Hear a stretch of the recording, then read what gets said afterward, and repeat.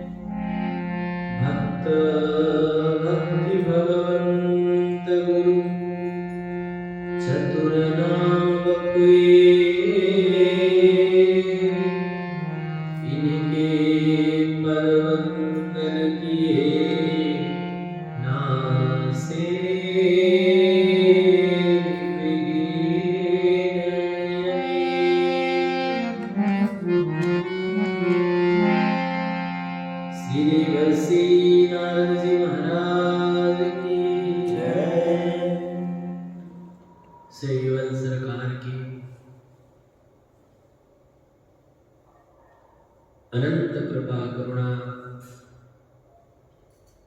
हम सब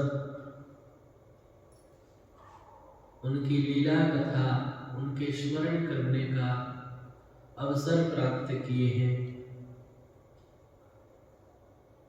हम लोग सत्संग सूत्र में देवर्षि नारद जी महाराज की कुछ भक्ति सूत्रों के स्मरण कर रहे थे। देवर्षि नारद जी कहते हैं, तस्मिन् अनन्यता तद विरोधी सुदासीनता च। उस प्रियतम भगवान में अनन्यता और उसके प्रतिकूल विषय में उदासीनता को निरोध कहते हैं। हम लोग श्रवण किए थे कि ये प्रेमा भक्ति कामना युक्त नहीं है, निरोध स्वरूप है। यह मोक्ष का कामना भी नहीं है, निरोध का स्वरूप बताते हुए फिर कह रहे थे देवर्षि जी कि निरोधस्तु लोक वेद व्यापार न्यासः। न्यासः माने त्याग, लौकिक वैदिक समस्त कर्मों का त्याग को निरोध कहते हैं। और निरोध को और विस्तार करते हुए कह रहे हैं कि भगवान में अनन्यता हो जाना, भगवान के अलावा और कुछ भी अच्छा न लगे, यही अनन्यता है। भगवान के नाम रूप लीला धाम के अतिरिक्त और कुछ हमें स्वीकार नहीं है, यही अनन्यता है। और इस अनन्यता के प्रतिकूल जितने भी विषय है उसके प्रति उदासीनता। बाहरी ज्ञान बना रहने की स्थिति में भी प्रेमी भक्त अपने प्रियतम के प्रति अनन्य भाव रखता हुआ उसके प्रतिकूल कार्यों से सर्वथा उदासीन रहता है।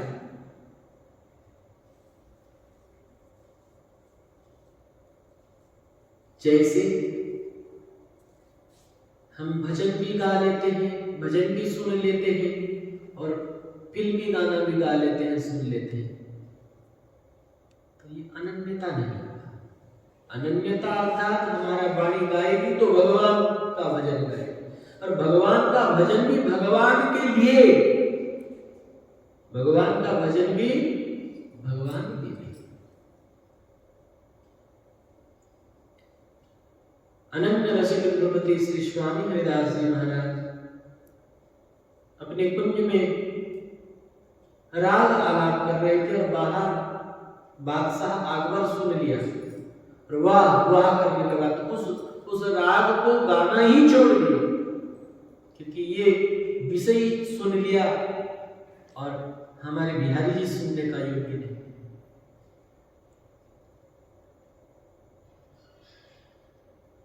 अनन्यता, प्रभु का भजन प्रभु के लिए, इसके प्रतिकूल जितने विषय हैं, लौकिक गीत आदि, न इसको गाना है न सुनना है। अनन्यता, इस प्रकार सावधानी से होने वाले कर्म भी निरोध कहलाते हैं। जो हमारे भजन में, भक्ति में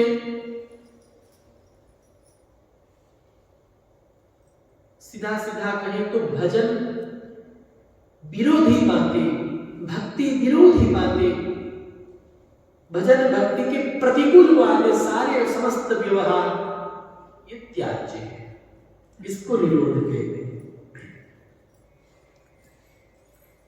प्रेमी भक्त के द्वारा होने वाली प्रत्येक चेष्टा अपने प्रियतम के अनुकूल होती है। भक्त जो करता है वो प्रभु के अनुकूल ही होता है। अनुकूल माने जो हमारे प्रभु को अच्छा लगे।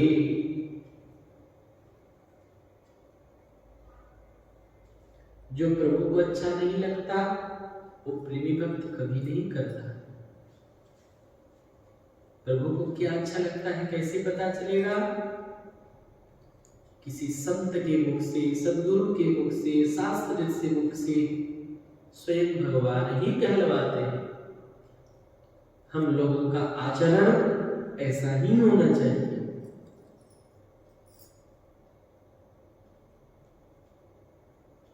अनन्य भाव से उसी की सेवा के लिए होती है। प्रतिकूल चेष्टा तो उसके द्वारा वैसे ही नहीं होती जैसे सूर्य के द्वारा कभी अंधेरा संभव नहीं है, अमृत के द्वारा मृत्यु संभव नहीं। सूर्य कभी अंधेरा कर सकता है? चाहे तो भी नहीं कर सकते। जहां सूर्य है वहां प्रकाश है, वहां अंधकार नहीं आ सकता। इसी प्रकार जो भगवान के भक्त हैं उनके द्वारा कभी प्रतिकूल भक्ति विरोधी कार्य कभी नहीं होगा। जो लोग अपने को भक्त कहलाते हैं और शास्त्र विरुद्ध कर्म, भक्ति विरोधी कार्य, भक्ति विरोधी आचरण, तो कहां के भक्त हुए? इसीलिए हम लोगों को सतत सावधानी रखनी है। भजन तो करनी है, भक्ति करनी है, लेकिन प्रतिकूल आचरण का त्याग भी करनी। अनुकूलस्य संकल्प प्रतिकूलस्य वर्जन।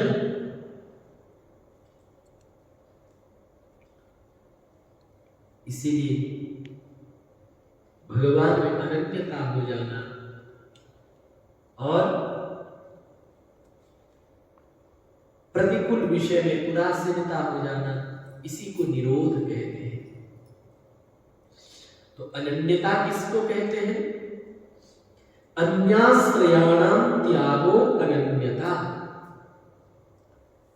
अपने प्रियतम भगवान को छोड़कर दूसरे आश्रयों के त्याग का नाम अनन्यता है। देखिए, प्रेम में अनन्यता बहुत मायने रखता है, बहुत जरूरी है। क्या हमें अनन्यता है? अपने प्रियतम भगवान को छोड़कर किसी का आश्रय नहीं। हम लोग तो कितने सारे आश्रय लिए हुए हैं। धन का आश्रय, पुत्र का आश्रय, परिवार का आश्रय,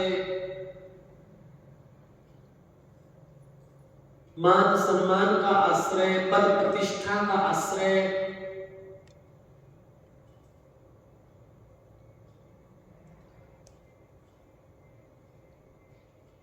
बहुत सारे आश्रय हैं। आश्रय में भरोसा।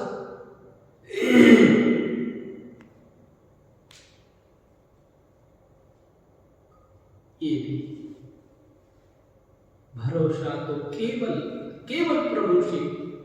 एक भरोसो एक बल, एक आस विश्वास, एक राम घन श्याम हित, चातक तुलसी दास।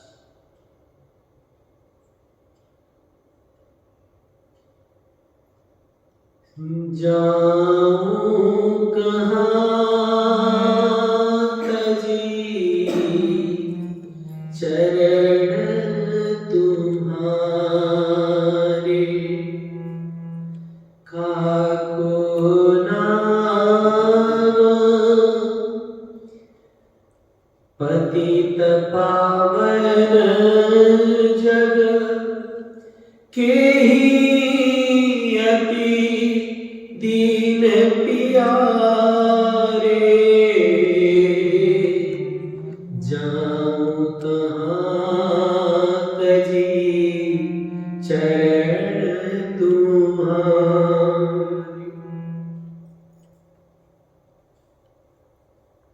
आश्लिष्यम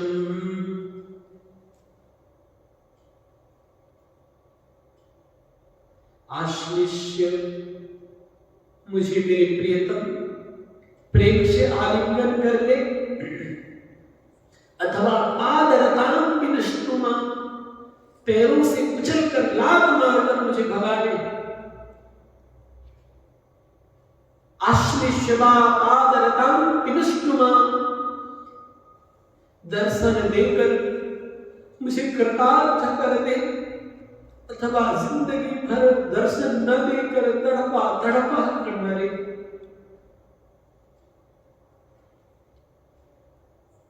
यथा तथा वा विदधातु लंपटो,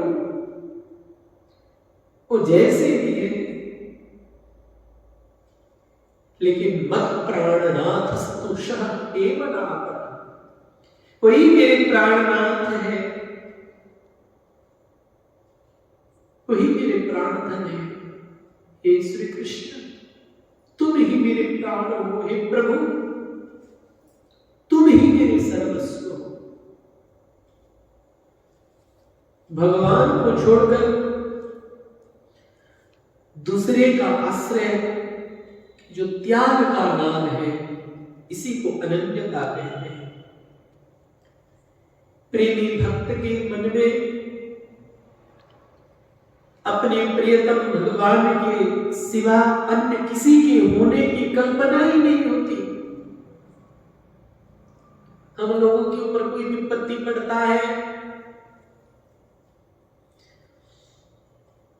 माँ बाप, घर परिवार, बंधु बांधव याद पड़ते हैं कि यही हमारा सहायता करेंगे, लेकिन प्रेमी भक्त का तो कोई होता ही नहीं है। भले ही व्यवहार से अनेक लोगों के साथ रहे, लेकिन उन भीतर से तो प्रभु को ही अपना मानता है। तब वह दूसरे का भजन कैसे करे? वह तो चराचर विश्व को अपने प्रियतम का शरीर जानता है, उसे कहीं दूसरा दिखता ही नहीं। उत्तम नारी कौन है? उत्तम के आस बसा मन माही,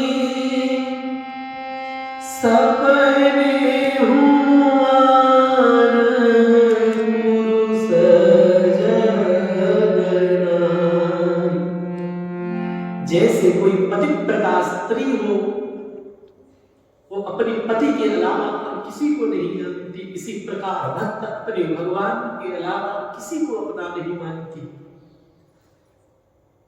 और जब अपना किसी को मानते नहीं, भगवान के अलावा और किसी को जानते नहीं, तो फिर दूसरे का आश्रय कैसे ले? वो भगवान का ही आश्रय लेता है, उसी का नाम अनन्यता है। रहीम जी कहते हैं,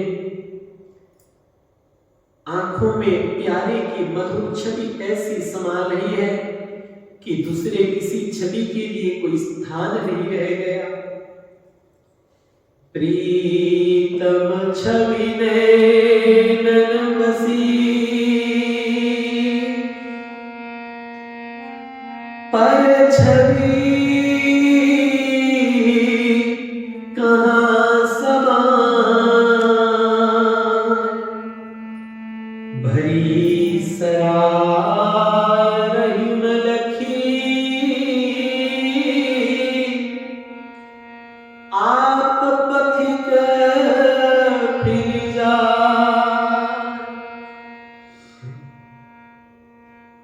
आप किसी गाड़ी में चढ़ते हो और वहां जब सीट नहीं मिलता तो क्या करते हो? उतर जाते हो। जगह नहीं होता, फूल है पहले से ही, उतर जाते हो।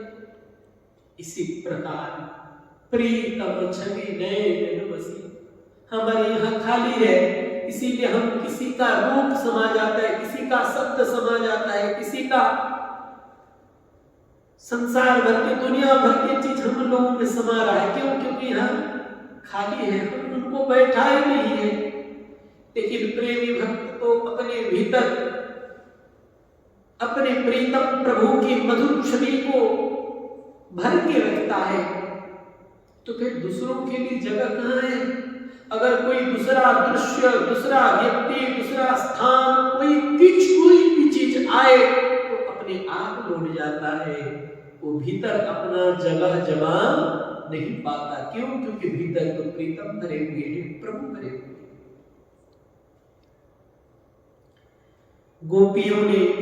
गोपियों की सर्वत्र श्याममयी चित्त वृत्ति का वर्णन करते हुए श्री देव कवि ने कहा है, अचोक अगाध सिंधु स्याही को उमड़ी आयो, तामे तीनों लोग बुड़ी गए एक संग में। कारे कारे आखर लिखे जुकारे कागज सुन, न्यारे करी माची कोन याची चित्त भंग में। आखिर में तिमिर अमावस की रैन जिमी, जमुन बुंद जमुन जल तरंग में। यो ही मन मेरो मेरे काम को न रहो माई, श्याम रंग हुए करी समानो श्याम रंग में। श्याम रंग हुए करी समानो श्याम रंग में। यदि कोई उससे दूसरे की बात कहता है तो उसे सुनना ही नहीं चाहता या उसे सुनाई ही नहीं पड़ती। अपने प्रभु की चर्चा के अलावा, अपने प्रभु के नाम के अलावा और कोई सामने बैठकर कुछ चर्चा करना चाहता है तो वो तो सुनना ही नहीं चाहता। कोई बहाना बनाकर वहीं से भाग आता है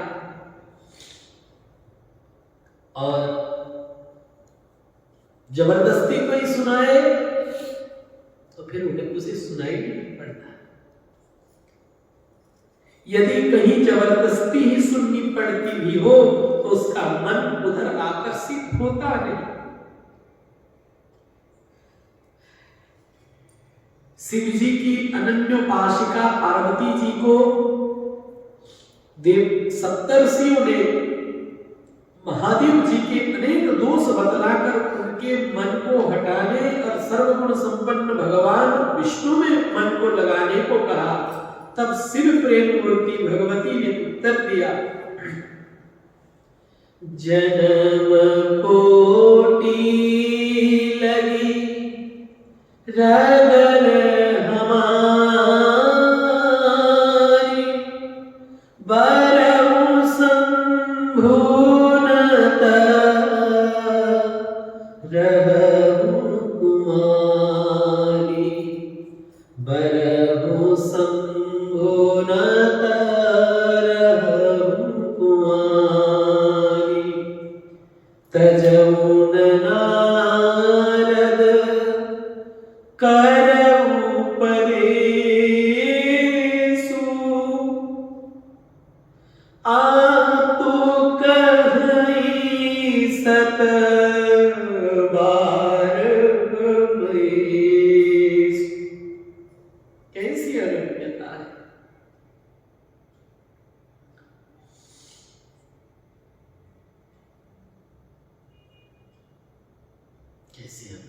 ऐसी अनन्यता हम लोगों का प्रभु के चरणों में होना चाहिए। हम अपने नेत्रों से प्रभु को ही देखेंगे, संसार के किसी दृश्य को नहीं, संसार के किसी रूप को नहीं। हम अपने कानों से अब जितना दिन बीत गया, कोई बात नहीं। संसार सभी कार्य स्वप्नवत है, स्वप्न की तरह सब जो गया गया। लेकिन आगे से प्रभु की चर्चा के अलावा हम और कोई चर्चा नहीं सुनेंगे। प्रभु के गुण के अलावा हम और उन पर कोई व्यर्थ की चर्चा नहीं करेंगे। अपने प्रभु के अलावा और किसी को नहीं निहारेंगे।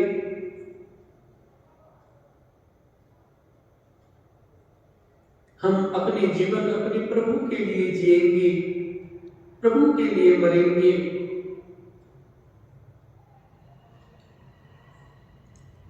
प्रभु के अलावा हमें और कुछ नहीं चाहिए और किसी का कोई आश्रय नहीं होना चाहिए। शूर्पणखा आई, प्रभु के दर्शन से आकर्षित हो गई। ये कोई आश्चर्य वाली बात नहीं है, क्योंकि हमारे प्रभु का स्वरूप ही ऐसा है कि जो कोई देखेगा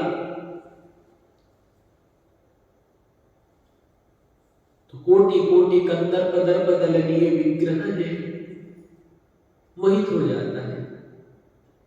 अच्छी बात है। प्रभु के रूप तो कोई लौकिक रूप नहीं है।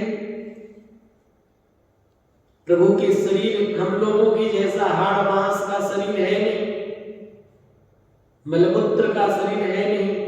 प्रभु के शरीर तो सच्चिदानंद रूप है, दिव्य है।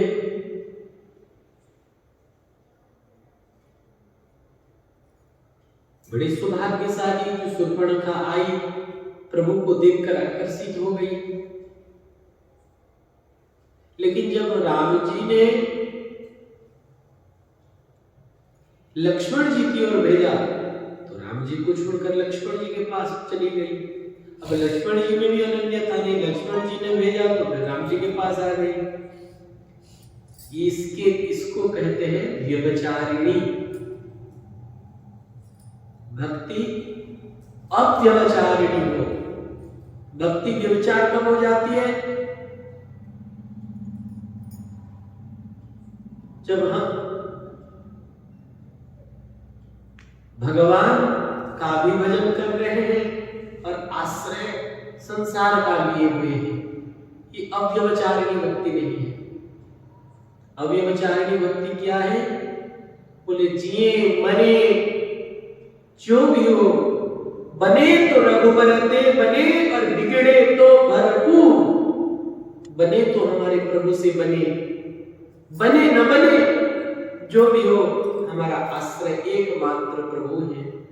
प्रभु के अलावा हमारा कोई आश्रय नहीं। ऐसी अनन्यता होनी चाहिए।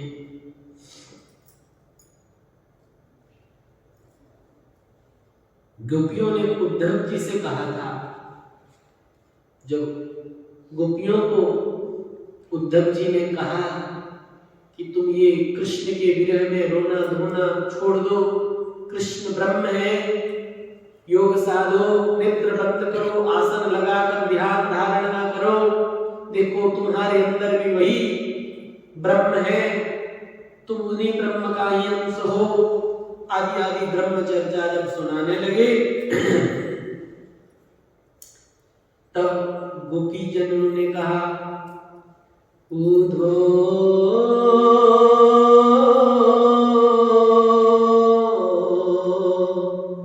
मन माने की बात, दाख छुहारा छाड़ी अमृत फल, विष कीरा विष खात,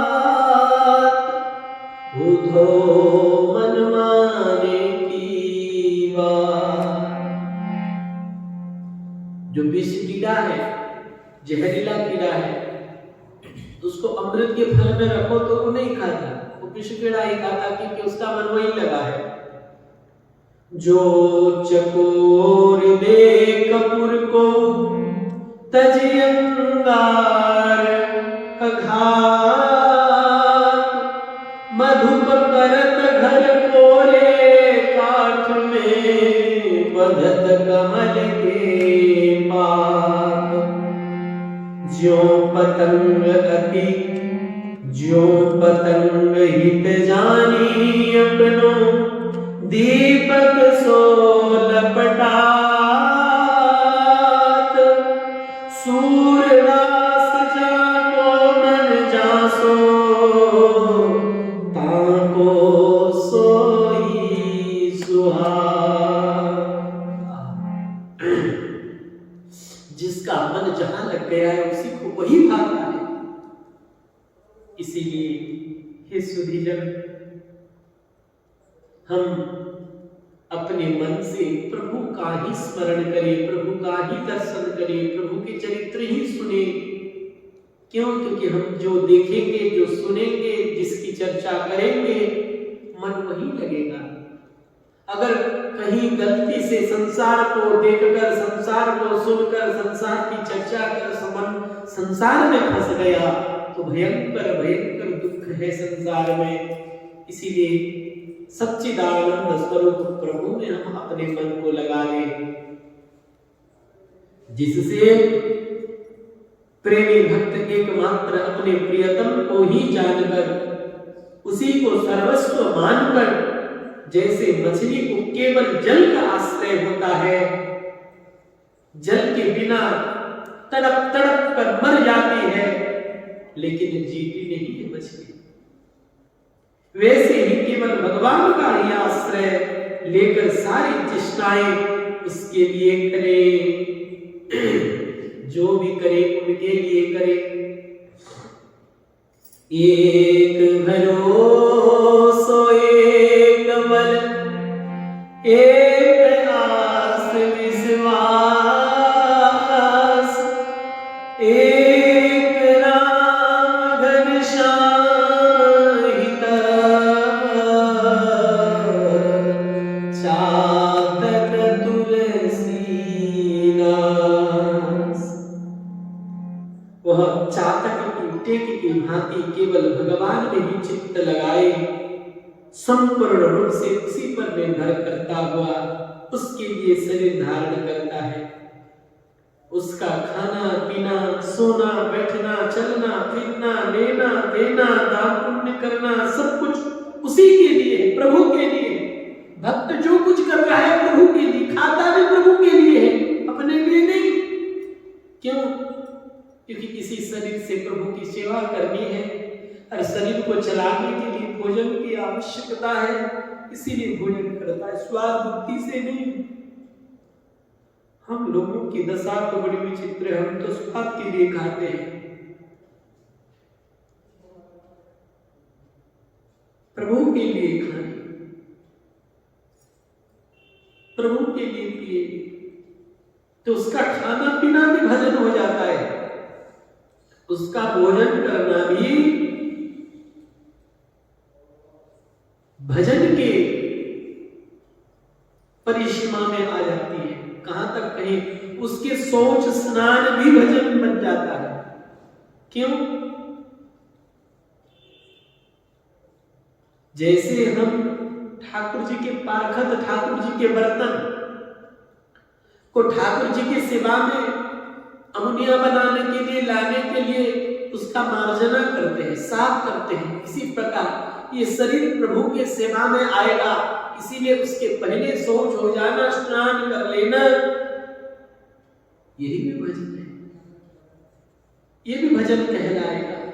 लेकिन प्रभु के लिए हम शौच स्नान करें, भजन के लिए खाना पीना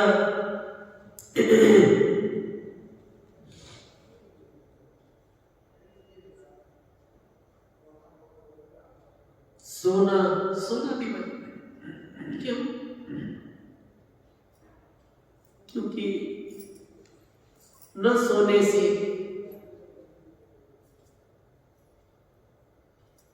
शरीर में आलस्य आएगा, ठाकुर जी का सेवा ढंग से नहीं कर पाएगा। थोड़ी देर सो लेने से शरीर में फिर स्फूर्ति आएगी, फिर उत्साह होगा सेवा के लिए। सेवा के लिए सोया जाए तो सोना भी भजन है, उस सो जाना भी भक्ति है। बस शरीर को विश्राम मिल जाए, ठाकुर जी की सेवा का योग सामर्थ्य मिल जाए, इसीलिए सोता है। इसका सोना भी भजन है। वो जो कुछ करता है प्रभु के लिए करता है, अतः उसके समस्त कर्म भगवान के प्रति अनन्य प्रेम भाव से संपन्न होने के कारण स्वाभाविक ही कल्याणमय होता है।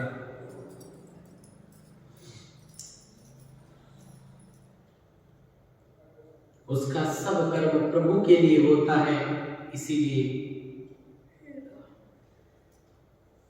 यही अनन्यता कहलाएगा।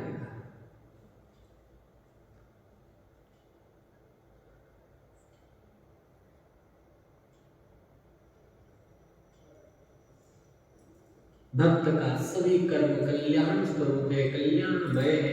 क्यों? क्योंकि भक्त जो कभी करता है वो अपने प्रभु के लिए करता है। इसीलिए अन्याश्रयाणाम त्यागो अनन्यता। हम शरीर से, मन से, वाणी से भगवान के ही शरण बने रहे, इसी में ही आनंद है।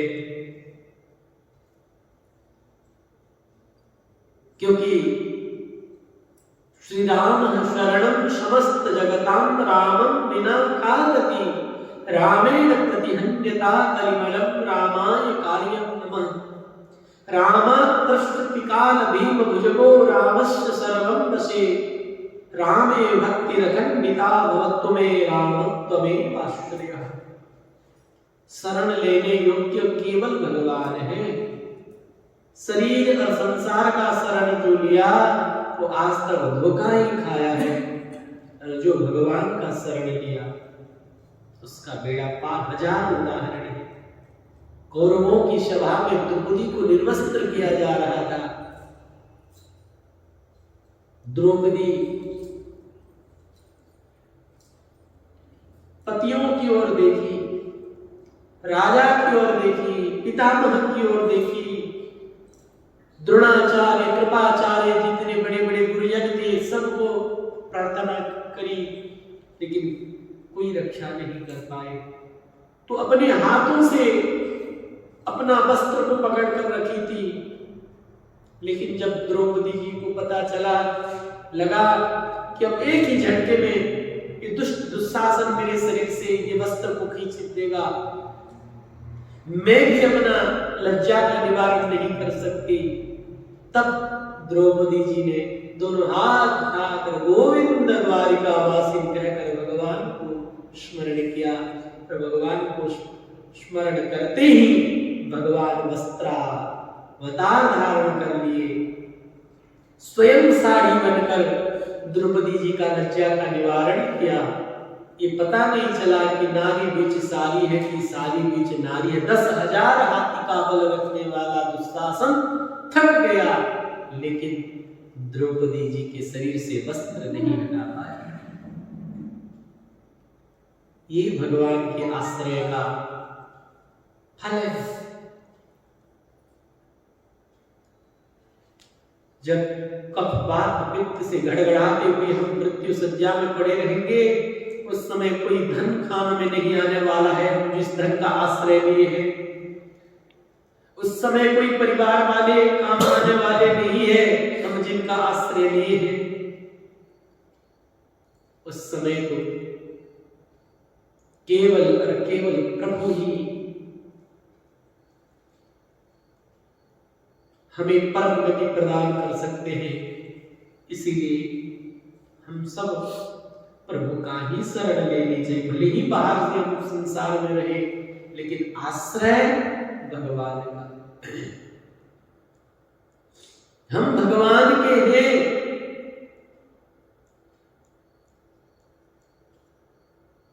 हमारा रक्षा भगवान करेंगे, इस बात की रक्षित विश्वास, यही विश्वास होनी चाहिए। और बहुत बड़ी चीज है आश्रय, बहुत बड़ी चीज है आश्रय। सबसे श्रेष्ठ भजन है आश्रय। भगवान के भरोसे रहना, प्रभु के भरोसे रहना, यही सबसे बड़ी उपलब्धि है। इसीलिए भक्ति में बहुत महत्वपूर्ण चर्चा आज आश्रय, प्रभु का आश्रय। आज समय हो गया, कल फिर आगे की चर्चा स्मरण करेंगे।